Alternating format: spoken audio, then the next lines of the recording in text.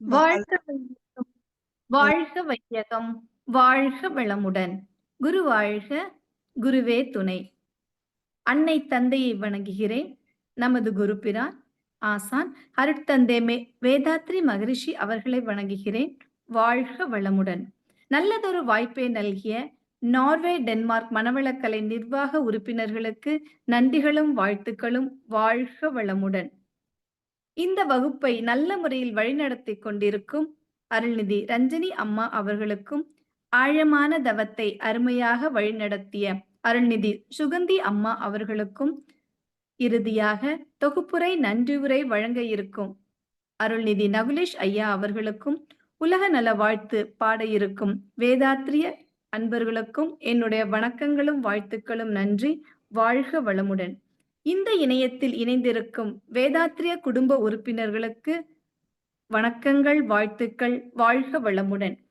இன்றைய சிந்தனைக்கான தலைப்பு பெரிதினும் பெரிது கேள். இது பாரதியாரின் ஆத்திச்சூடியில் 71வது அந்த செய்யுளில் வரும் வார்த்தை தான் பெரிதினும் பெரிது கேள். தமிழ் இலக்கணத்தோட அழகு என்ன அப்படின்னா, இதை சிலேடை என்று கூறுவார்கள். ஒரே வார்த்தை 2 முறை வரும்பொழுது அர்த்தங்கள் வேறு வேறாக மாறுபடுகிறது.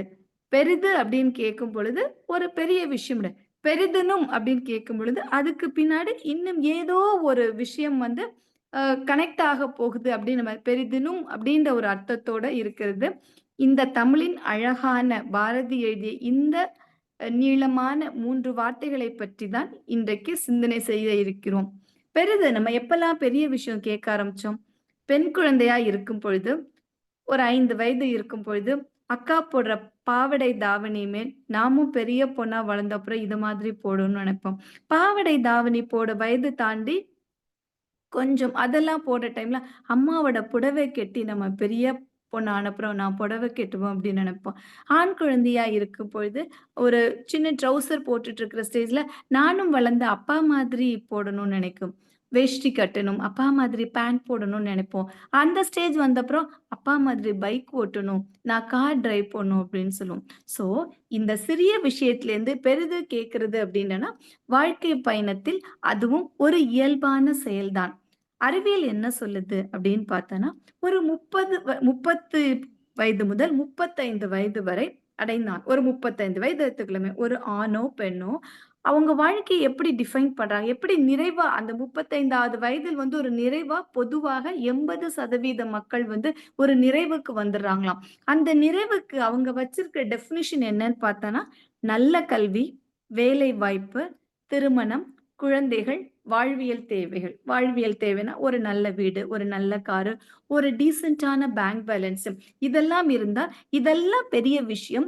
இது கிடைச்சாலே என்னுடைய வாழ்க்கை நிறைவானதாக இருக்கிறது. அப்படின்ற ஒரு மைண்ட் செட்டுக்கு வந்திருக்கிறதா இப்ப ரீசன்ட் ரிசர்ச்ல சொல்றாங்க. ஆனா தலைப்பு என்ன? பெரிதினும் பெரிது கேள். அதை விட ஏதோ ஒரு பெரிய விஷயம் இருக்குது. அந்த விஷயம் என்ன அப்படின்னு பார்க்கலாமா? பெரிதினும் பெரிது யாரெல்லாம் கேட்டாங்க அப்படின்னு பார்க்கும்போது, எலக்ட்ரிசிட்டி கண்டுபிடிச்ச பெஞ்சமின் பிராங்க்லின் பெரிதினும் பெரிது கேட்டார்.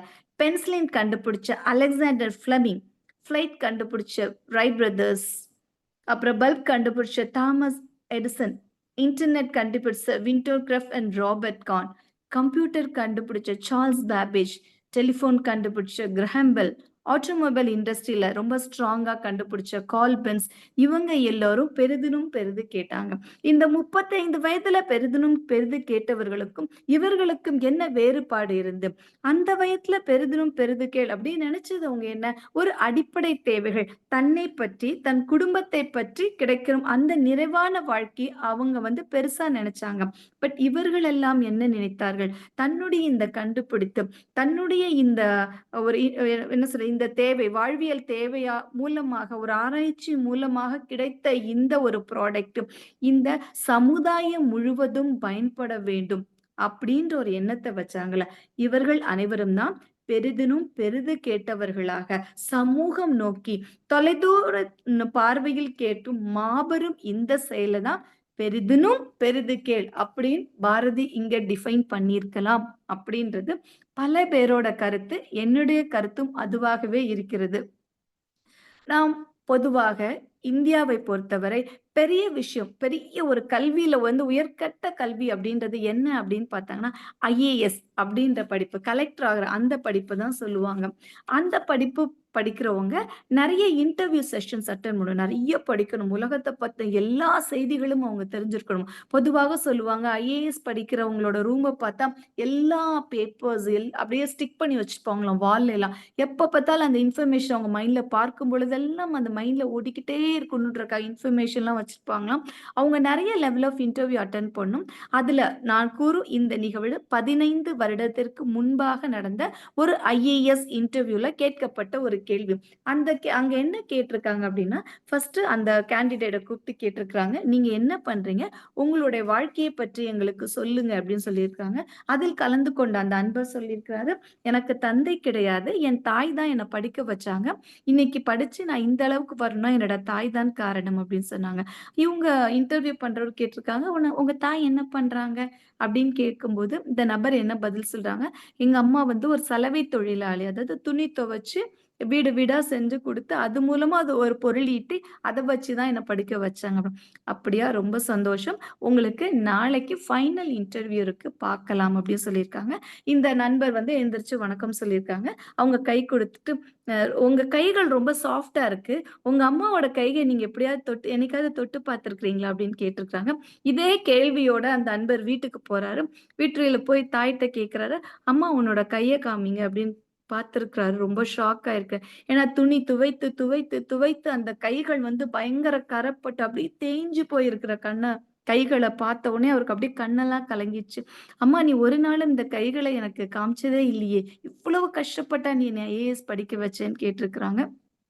அதுக்கு அந்த தாய் சொன்ன பதில், எனக்கு ஒரே ஒரு விஷயம் தான் ஞாபகம் வரும். ஈன்ற பொழுதில் பெரிதூக்கும் தன் மகனை தான் சான்றோன் எனக் கேட்ட தாய். நீ வந்து படித்து நல்ல வேலைக்கு போயி, இவரோட கலெக்டரோட அம்மா நான் அப்படின்னு சொல்ற அந்த நாளுக்காக தான் காத்திருந்தேனே தவிர, இந்த வலி எனக்கு பெரிதாக தெரியவில்லை." அப்படின்னு சொல்றாங்க அந்த அம்மா. அந்த அம்மா உறங்க போறாங்க. அன்னைக்கு அந்த நபர் நினைக்கிறார், இன்றைக்கு இந்த சலவை துணிய வந்து நான் துவைக்கணும்னு சொல்லிட்டு துவைச்சுட்டு இருக்கிறாரு. துவைச்சுட்டு இருக்கும்போது அவரோட மனசுல ஒண்ணு தோணுது. என்னோட அம்மா கைகள் கரையா இருக்கிறதுனால, நான் இன்னைக்கு ஐஏஎஸ் ஆயிட்டேன். இந்த துணியில இருக்கிற கரைகள் மாதிரி, இந்த சமுதாயத்துல இருக்கிற கரைகள நான் நீக்கணும்னா, என்னை தாண்டி இன்னும் நான் அதிகப்படியா ஒரு லாங்கர் விஷன் இந்த சமுதாயம் நல்லா இருக்கணும்.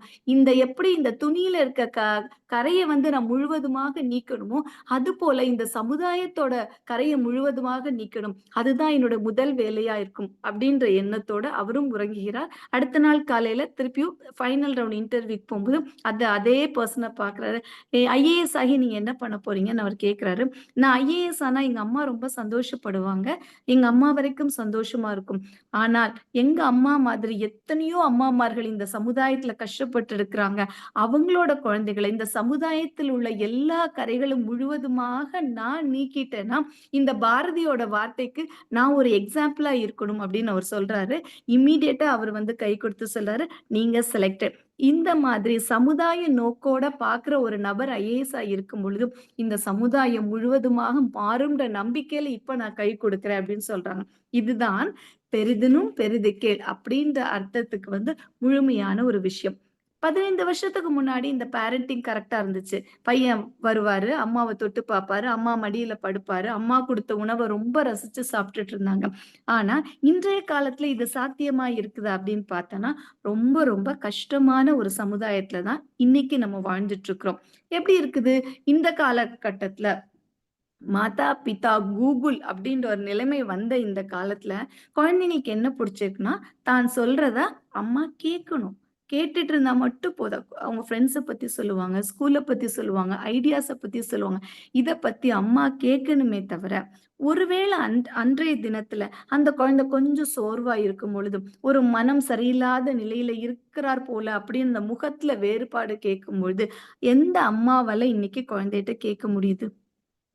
எந்த இன்டர்நெட் கண்டுபிடிப்பு இந்த உலகத்த மாத்துச்சோ, கல்விய குடுத்துச்சோ, தொலைநோக்கு பார்வையில ரொம்ப கஷ்டப்பட்டு அந்த ஆராய்ச்சி செஞ்சு அந்த கண்டுபிடிப்புகள் கொடுத்ததோ, அந்த கண்டுபிடிப்புகள் முழுவதுமாக பயன்படுதா அப்படின்னு கேட்டா, பொருளாதார ரீதியா பல சந்தோஷங்கள குடுத்த அந்த கண்டுபிடிப்புகள் எல்லாம் மன ரீதியாக எந்த ஒரு தாய்க்கும் இருக்கும் தானே. சின்ன வயசுல கைய புடிச்சு ஸ்கூலுக்கு கூட்டிட்டு போயிருப்பாங்க. ட்ரெஸ் போட்டு அழகு பார்த்திருப்பாங்க. குழந்தைங்களுக்கு மேக்கப் பண்ணி அழகு பார்த்திருப்பாங்க. அந்த குழந்தை ஒரு 13, 14 வயசு வரும்போது கம்ப்ளீட்டா தன்னை விட்டு டிட்டாச் ஆகும்போது அந்த தாய்க்கும் தகப்பனுக்கும் ஒரு ஒரு வெளிய சொல்ல முடியாத ஒரு உணர்வு இருக்கும் தானே அவங்களுக்குள்ள. எப்படி வளர்த்த பிள்ளைங்க இப்படி நம்மள விட்டு தள்ளி போயிட்டு இருக்கே. நம்ம வாழ்க்கையே நம்ம குழந்தைங்க தானே நினைச்சோம். இந்த குழந்தையே நம்மள விட்டு போயிட்டு இருக்கான்னு எத்தனை தாய்மார்கள் இன்றைய நிலையில வருத்தத்தோட இருக்கிறாங்க நமக்கு தெரியும் தானே. இந்த குழந்தைங்க இன்ட்ரெஸ்டா சொல்லும்போது நம்ம கேட்கலாமே தவிர, அவங்கள பற்ற எந்த விசாரிப்பும் அவங்ககிட்ட செய்யக்கூடாதுன்றதுல ரொம்ப தெளிவா இருக்கிறாங்க. குழந்தைங்க ரூமுக்கு போறோம். தெரியாம கதவு திறந்துட்டா என்ன சொல்லுவாங்க? "அம்மா வரும்போது தட்டிட்டு உள்ள வரணும்னு உனக்கு தெரியாதா?" அப்படின்னு கேட்கும்போது, அந்த தாய்க்கும் தகப்பனுக்கும் மனம் எவ்வளவு வலிக்கும். ஏன்னா, அந்த ரூம கட்டிக் குடுத்ததே அவங்க தான். அதுக்கு செல்வதற்கு கூட பெர்மிஷன் இல்லாத ஒரு நிலையில தான் இன்றைய சமுதாயம் இருக்கிறது. அடுத்து கியூரியஸாக குழந்தை எக்ஸாம் எழுதிட்டு வந்திருப்பாங்களே, எவ்வளோ மார்க் எடுப்பாங்க? ஏதாவது விட்டுருப்பாங்களா? மேத்ல ஏதாவது குறைஞ்சிருக்குமா? இல்ல பிசிக்ஸ் கரெக்ட்டா பண்ணியிருப்பாங்களா? அப்படின்னு கேட்கும்போது, அந்த உரிமை கூட இன்னைக்கு உண்டான பேரண்ட்ஸ்க்கு கிடையாது. அவங்களோட அந்த ஒரு ஆசைய விசாரிக்கவும் முடியாது. அதுல தலையிடவும் முடியாது. "நேத்து வரைக்கும் இந்த மேத் நல்லா தானே செஞ்சேன். இன்னைக்கு ஏன் அங்க போய் தள்ளி தப்பா போட்டுட்ட?" அப்படின்ற கேட்கிற உரிமை கூட இந்த உலகத்துல இல்ல. அப்போ பொருளாதார ரீதியா வளர்ந்து கொண்டே இருக்கிற நாம், சமூக ரீதியா வளர்ந்து கொண்டே இருக்கிற நாம், குடும்ப சூழ்நிலையிலும் சரியாகத்தான் இருக்கிறேமா? அப்படின்னு கேட்டா, கொஞ்சம் யோசிக்க வேண்டிய ஒரு கேள்வி தானே! இந்த கேள்வி நெறைய பேர் மனத அப்படியே நெருடுதுல. நெறைய பேரண்ட்ஸ் இதுல கேட்டுட்டு இருப்பீங்க. நெறைய பேருக்கு இது இருக்கும். என் குழந்தை ஏன் என்னட்டேருந்து தள்ளி போயிட்டே இருக்கான்? எனக்கு எவ்ளோ கஷ்டமா இருக்குது. அப்படின்னு உங்க மனசுல தோன்றத கண்டிப்பா நடக்கும். நெறைய பேர் இந்த மாதிரி கேள்விகள நான் இப்ப டெய்லி டீல் பண்ணிட்டு இருக்கேன். நெறைய பேர் கேள்வி கேட்பான். இந்த நிலையிலிருந்து நாம் மீண்டு வர வேண்டாமா? ஒரு அழகான ஒரு குடும்ப சூழல நாமும் வாழ்க்கையில பார்க்க வேண்டாமா? அப்போ என்ன நடந்துச்சு? சிறிது சிறிதான நம்முடைய சிந்தனை இருக்கும் பொழுது, ஜஸ்ட் பிகாஸ் நான் என் வயித்துல இருந்து வந்த குழந்தை, அதனால நான் சொல்றது தான் கேட்க வேண்டும். அப்படின்னு நெனச்சுட்டு இருக்க நம்மளுடைய எதிர்பார்ப்பு கூட ஏன்னா இன்னைக்கு உலகம் ரொம்ப பெருசாயிட்டு. குழந்தைங்கலாம் ரொம்ப புத்திசாலியா இருக்கிறாங்க. ரொம்ப இன்டெலிஜென்ட்டா இருக்கிறாங்க. புதுசு புதுசான விஷயங்கள அவங்க கிரியேட்டிவா பண்ணி பல சக்சஸ் அவங்க அடைஞ்சுட்டு இருக்கும்போது, என்னோட குழந்தை என்ட்ட தான் இருக்கணும். அப்படின்ற ஒரு எண்ணம் வச்சிருக்கிறதும் பெற்றவங்கள் தரப்பிலிருந்து பார்த்தாலும், கொஞ்சம் பிள்ளைங்களுக்கு கஷ்டம் தானே அத டீல் பண்றது. அவங்களோட கனவ நோக்கி போயிட்டுருக்கும்போது, நம்முடைய கனவுக்குள்ள அந்த குழந்தைங்கள பொட்டியில போடுறதும் எந்த விஷயத்துல சரியானதாக இருக்க முடியும்? இந்த தொலைநோக்கு பார்வை நம் மகானிடம் இருந்ததுனாலவோ என்னவோ, மகான் இதற்கெல்லாம் ஒரு அற்புதமான தீர்வு குடுத்திருக்கிறாங்க. அந்த தீர்வு என்ன அப்படின்னு பார்த்தோம்னா, மகானோட அந்த உலக அமைதி திட்டத்துல அவங்க ரொம்ப ஃபார்மோஸ்ட்டா ஒரு திட்டம் சொல்றாங்க. அந்த திட்டம் என்ன அப்படின்னா, குழந்தைகளை பொது சொத்தாக்க வேண்டும்.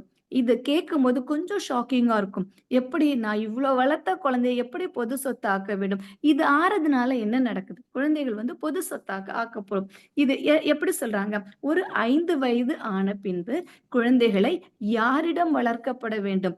நிபுணர்களின் திட்டப்படி நல்ல எக்ஸ்பர்ட்டால அவங்க நெறைய ரிசர்ச் பண்ணி அதுல சக்சஸ் ஆன அந்த நிபுணர்களின் திட்டப்படி வளர்க்க வேண்டும். அந்த கமிட்டில யாரெல்லாம் இருப்பாங்க அப்படின்னு பார்த்தோன்னா, நல்ல விஞ்ஞானிகள் இருப்பாங்க.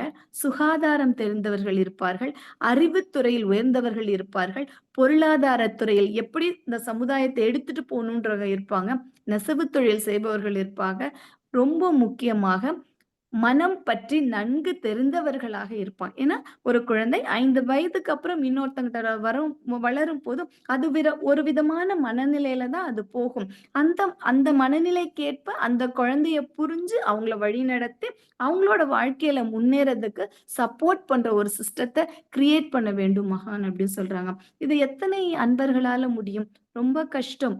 அதற்கு தான் மகான் என்ன சொல்றாங்க, இதற்கு ஒரு எக்ஸாம்பிளா, ஒரு ட்ரையல் பேசிஸ்ல யார இந்த திட்டத்துக்கு எடுத்துக்கலாம் அப்டின்னா, தாய், தந்தை இல்லாத குழந்தைகள். அப்போ அவங்களுக்கு அம்மா இல்ல, அப்பா இல்ல.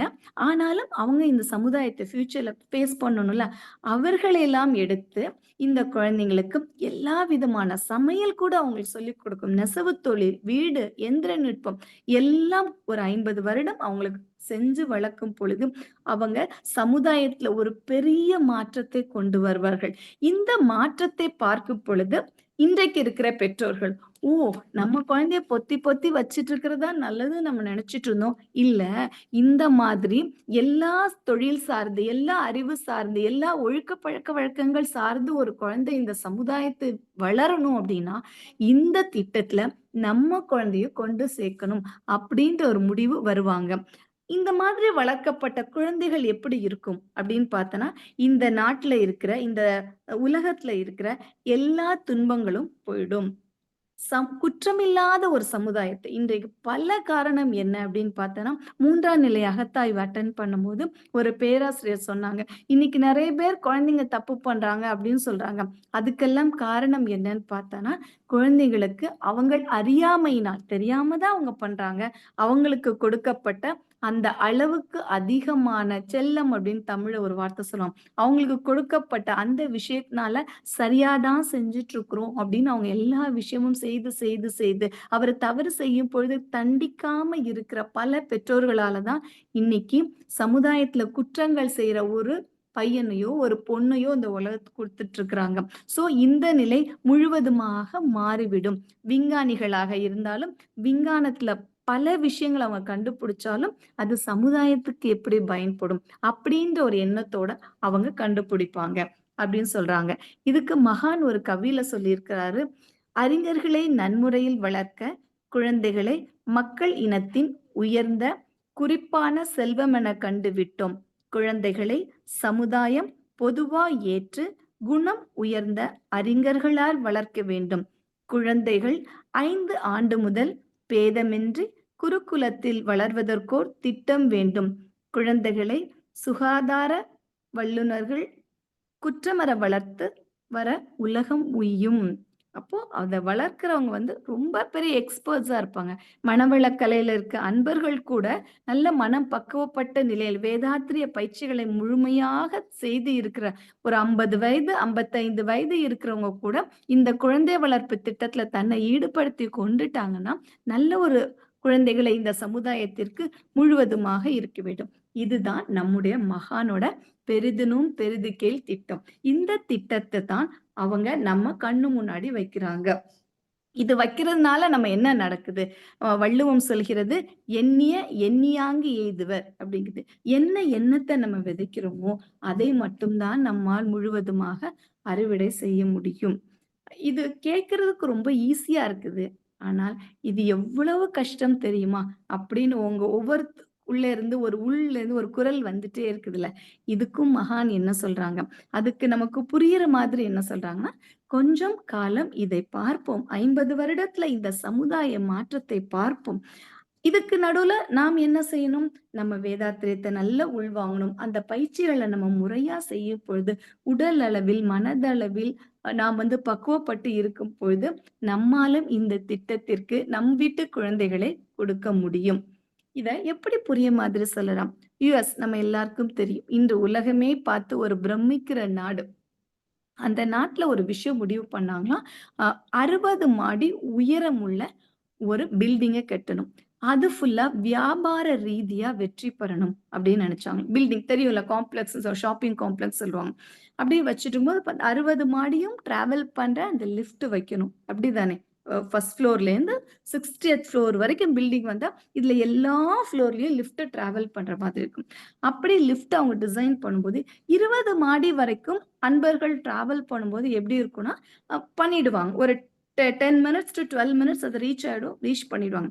ஆனா, இந்த லிஃப்ட் கொஞ்சம் கொஞ்சமா 60வது மாடி ரீச் பண்ணும்போது ஒரு 25 மினிட்ஸ் டைம் ஆகுதாம். எந்த ஒரு மனுஷனால லிஃப்ட்ன்றது ஒரு சின்ன ரூமா தான் இருக்கும். அந்த ரூம்குள்ள 20, 25 நிமிடம் வந்து சும்மாவே இருக்க முடியும் அப்படின்னு பார்த்தா, அது ரொம்ப கஷ்டம் தானே. அங்க ஆக்ஸிஜனும் ரொம்ப இருக்காது. வென்டிலேட்டடா இருக்க முடியாதுல்ல லிஃப்ட்டுக்குள்ள. அப்ப என்ன பண்ண முடியும்னு சொல்லிட்டு, ஒரு வல்லுனர்கள் எல்லாம் சேர்ந்து ஒரு டிஸ்கஷன் நடத்தியிருக்காங்க. அந்த டிஸ்கஷன்ல ஒரு எக்ஸ்பர்ட் இன் மார்க்கெட்டிங் டிபார்ட்மெண்ட் என்ன சொல்லியிருக்கான்னா, உலகத்துல எல்லாருக்கும் என்ன அது வந்து மியூசிக் வைக்கலாம் அப்படின்னு சொல்லியிருக்காங்க. அங்க 2 பேர் வந்து இன்ஸ்ட்ருமெண்ட் எடுத்துட்டு போய் உள்ளே ப்ளே பண்ண வைக்கலாம். எப்படி இடம் இருக்கு? ரொம்ப சின்ன இடம். எப்படி பண்ண முடியும்? எதுவுமே சாத்தியம் இல்ல அப்படின்னு சொன்னாங்க. ஒரு அன்பர் மட்டும் என்ன சொல்லியிருக்காங்கன்னா, அதற்கு உள்ளாக கண்ணாடி வைக்கலாம் அப்படின்னு சொல்லியிருக்காங்க. ஏன் கண்ணாடி வைக்கலாம்? நம்ம மனிதர்களோட இயல்பு என்ன தெரியுமா? கண்ணாடியில எவ்ளோ நேரம்னாலும் ஒரு 2 வயசு குழந்தைய கூட நீங்க பாருங்களேன், கண்ணாடியில தன்ன பார்த்துட்டே இருப்பாங்க. 80 வயசு பாட்டி கூட கண்ணாடியில தன்ன பார்க்கறத ரொம்ப விரும்புவாங்க. ஸோ கண்ணாடி ஃபுல்லா வச்சுட்டு இருந்தேன்னா, அவங்க அந்த 25 நிமிடம் வரை முழுவதுமாக கண்ணாடியில தன்ன பார்த்து ரசிச்சுட்டே இருப்பாங்க. 25வது நிமிடத்துல அவங்க அந்த 60த் ஃப்ளோர ரீச் பண்ணிருவோம்னு சொன்னாங்க. அத ஒரு எக்ஸாம்பிளா வச்சா, இப்போ நான் நெறைய காம்ப்ளெக்ஸ்ல பார்த்திருப்போம். நம்ம வந்து சுத்தி நம்ம கண்ணாடி பார்த்துட்டு டிராவல் பண்ற மாதிரி இருக்கு லிஃப்ட்ல. இந்த மாரி தான். இதே போல் தான் மகானும் நமக்கு கொடுத்த அந்த கண்ணாடி அப்படின்றது வேதாத்திரியம். 20 மாடி வரைக்கும் டிராவல் பண்றவங்க யாரு அப்படின்னு பார்த்தோன்னா, என்னோட பேசிக் நீட் எனக்கு வாழ்க்கையில கிடைச்சது. இதையே நான் பெருசா வாழ்ந்துக்கிறேன் அப்படின்றவங்க. நாம் வேதாத்திரியத்துக்குள்ளாக வந்துட்டோம். நாம் இன்னும் பெரிய கனவு கனவு மெய்ப்பட வேண்டும் சொன்னாரு. அந்த கனவு மெய்ப்பட வேண்டிய அந்த இதுக்கு நம்ம டிராவல் பண்ண முடியும். நம்ம சுத்தி இருக்கிற அந்த கண்ணாடி, வேதாத்திரை கண்ணாடி. இந்த கண்ணாடியில ஒரு சின்ன வித்தியாசம் இருக்கு என்னன்னா, மற்ற கண்ணாடிகள நாம் கண்ணை திறந்து நம்மை பார்ப்போம். இந்த கண்ணாடியிலும் நம்மை தான் பார்க்கிறோம். எப்படி பார்க்கிறோம்? கண்ணை மூடி பார்க்கிறோம். கண்ணை மூடி எப்படி பார்க்க முடியும் அப்படின்னு பார்த்தோன்னா, கண்ணை மூடி உடற்பயிற்சி செய்யும் பொழுது உடலை முழுவதுமாக உள்நோக்கி பார்க்கிறோம். காயக்கல்பம் செய்யும் பொழுது உயிரை உணர்வதற்காக முழுவதுமாக அந்த ஓஜஸ் மூத்தை உடல் முழுவதும் நம்ம பரவ செய்கிறோம். அகத்தவம் செய்யும் பொழுது காலை மாலை 20 நிமிடம் கண்களை மூடி உயிர் மீது மனம் வைத்து நம்ம வந்து தவம் செய்கிறோம். அப்பொழுதும் உள்முகமாக பார்க்கும். இது எல்லாமே என்னால் முடியும். 1 மணி நேரத்தில் 1 மணி நேரம் 10 நிமிடத்தில் 1 நேரம் செய்ய முடிகிறது.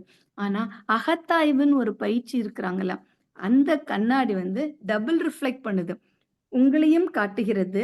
உங்களுக்கு உள்ளாக இருக்கும் உங்களுடைய நல்ல விஷயங்களோ, தெரிந்தும் தெரியாமலும் செய்த தவறுகளையோ காட்டும் பொழுது, அந்த கண்ணாடிய பார்ப்பதற்கு நமக்குள்ளாக ஒரு பய உணர்வு வரும். எனக்கு தெரிஞ்ச ஒருத்தங்க இருக்கிறாங்க.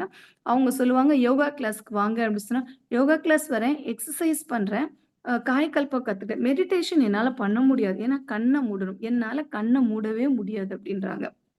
ஆனால் அந்த பயிற்சிகளை கூட அ வல்லுனர்களால வேதாத்திரிய வல்லுனர்களாக ரொம்ப எளிமையா கண்களை மூடி ரொம்ப நிதானமாக ஸ்டெப் பை ஸ்டெப்பா அ நாடி சுத்தி, தண்டுவட சுத்தி படிப்படியாக, படிப்படியாக நமக்கு கொண்டு போய் அந்த உள்ளே நாம் தவம் செய்யும்போது உள் உணர்வாக நமக்கு தோன்றும் அந்த பிரம்மாண்ட வெற்றி, அந்த மகானோட அந்த பிரம்மாண்ட கனவை நாமும் நனவாக்க வேண்டும் அப்படின்னு ஒரு கை கோர்ப்பதற்கு படிப்படியாக நாம் தயாராகிக் கொண்டே இருக்கிறோம்.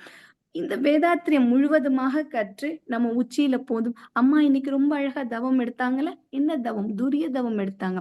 துரிய தவத்துல நம்ம என்ன செய்தோம்? உச்சியிலே இருந்து தவம் செய்தோம். உச்சியிலிருந்து நம்மை பார்க்கும் பொழுது நாம் ரொம்ப அழகானவர்களாகவும், நம்மை பற்றி நாம் ரொம்ப தெரிந்தவர்களாகவும் நம்ம வந்து ஒரு பிம்பம் நமக்குள்ள தோணல.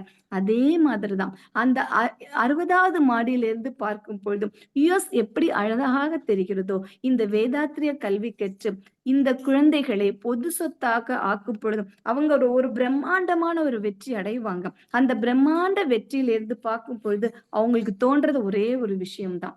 இந்த உலகத்தில் உடலால், உயிரால், மனதால், பொருளாதாரத்தால், வாழ்க்கை தேவையால் எல்லா வெற்றிகளும் அடைந்த போதிலும் இந்த உலகத்துல மிகப்பெரிய வெற்றி என்ன அப்படின்னு பார்த்தோன்னா, உலக அமைதி. தனக்குள்ளாக கிடைக்க வேண்டிய அமைதி ரொம்ப ரொம்ப முக்கியம். அப்படின்றதை உணர்ந்த பின்பு, அந்த அமைதி பெறுவதற்கு வேதாத்திரியத்தோடு நாம் அனைவரும் கைகோர்ந்து அந்த வழிநடத்தல் படி நாம் செய்வோம். இப்ப குழந்தைங்கலாம் வளர்ந்துட்டாங்க. ஐயோ! 5 வயசுல குழந்தைங்கள விடுற அந்த காலமெல்லாம் தாண்டி போயிடுச்சு. என்னுடைய வீட்டில் ஒரு 20 வயது குழந்தை இருக்குது. என்னுடைய வீட்டில் ஒரு 10 வயது குழந்தை இருக்குது. எல்லா வயதிலும் குழந்தைகள் இருப்பாங்க. இந்த குழந்தைகளுக்கு என்ன பண்றது? முழுவதுமா அவங்கள எப்படி குடுக்க முடியும் அப்படின்னு பார்த்தோன்னா, ஒரு 10 வயது குழந்தைகளுக்கு கூட வேதாத்திரம் ரொம்ப அழகா இருக்குது. இப்ப சம்மர்லாம் வரப்போகுது. அதுக்கு கூட ஒரு 5 நாள் சம்மர் கேம்ப் அப்படின்ற ஒரு விஷயத்தை வேதாத்திரம் நமக்குள்ளாக குடுக்கிறது. 15 வயது குழந்தைகள் இருக்கும் பொழுது, அவங்களுக்கு ஒரு 12 டேஸ் புரோகிராம் அப்படின்னு குடுக்குறாங்க. ஒரு 20, 22 மனம் ஓரளவு பக்குவப்பட்ட பின் நல்ல கல்வியெல்லாம் முடிச்ச பின், அதுக்கப்புறம் அவங்க வந்து அப்படி படிப்படியாக ஒரு பிரம்ம ஞானம் வரை செல்ல வேண்டும். எந்த வகையிலாவது, எந்த நேரத்திலாவது, எப்படியாவது ஒரு வாய்ப்பு கிடைக்கும் பொழுதெல்லாம், இந்த வேதாத்திரிய கல்வியை நாம் இந்த உலகுக்கு கொடுக்கும் பொழுது, பெரிதினும் பெரிதாகிய அந்த குழந்தை வளர்ப்பு திட்டத்தில் பெரிய சக்சஸ நாம் குடுத்து, இந்த பார் முழுவதும் மகானோட கனவு மெய்ப்பட அந்த உலக அமைதியை இந்த உலகத்திற்கு வேதாத்ரி அன்பர்களாகிய நாம் பரிசாக கொடுக்கும். இறுதியாக பாரதியுடன் வரியில முடிக்கலாம் நினைக்கிறேன். எண்ணிய முடிதல் வேண்டும், நல்லவே எண்ண வேண்டும், திண்ணிய நெஞ்சம் வேண்டும், தெரிந்த நல் அறிவு வேண்டும். இந்த தெளிந்த நல் அறிவு வேதாத்திரியத்தில் நமக்கு கிடைப்பதற்கு அனைத்து சாத்திய கூறுகளும் இருக்கும் பொழுது வேதாத்திரியம் அந்த படிப்பினையை பயிற்சிகளை முழுவதுமாக பெற்று நாம் அமைதி பெற்று இந்த உலகம் அமைதி பெறுவதற்கு நம்மாலான தொண்டாற்ற இன்பம் காண்போம். நல்லதொரு வாய்ப்புக்கு நன்றி. வாழ்க வளமுடன். வாழ்க வளமுடன் அம்மா. நன்றி அம்மா. வாழ்க வளமுடன்.